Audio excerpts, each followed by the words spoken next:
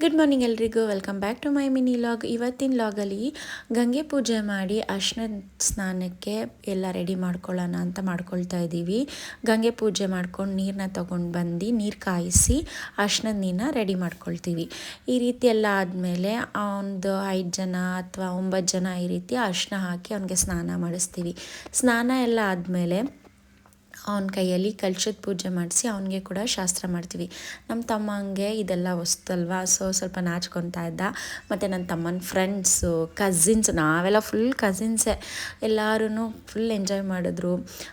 ಕೆಲವೊಂದು ಕ್ಲಿಪ್ಪಿಂಗ್ಸ್ನ ತೊಗೊಳಕ್ಕಾಗಲಿಲ್ಲ, ಅದರಲ್ಲೂ water balloon ಎಲ್ಲ ಮಾಡಿದರು. ನೆಕ್ಸ್ಟ್ ಡೇ ಇದು ಮಾರ್ನಿಂಗು ಚಪ್ರದ ಪೂಜೆ ಮಾಡಿಸ್ತಾ ಇದ್ದೀವಿ. ಇವತ್ತಿನ ದಿನವೇ ನಮ್ಮ ರಿಸೆಪ್ಷನ್ ಇರುತ್ತೆ. ಸೊ ಬೆಳಿಗ್ಗೆ ಬೇಗ ಎದ್ದು ಎಲ್ಲ ಕೆಲಸ ಮುಗಿಸ್ಕೊಂಡು ಎಲ್ಲರೂ ರೆಡಿಯಾಗಿ 9:30ಗೆಲ್ಲ ಚಪ್ರದ ಪೂಜೆ ಮಾಡ್ಕೊಳ್ತಾ ಇದ್ದೀವಿ.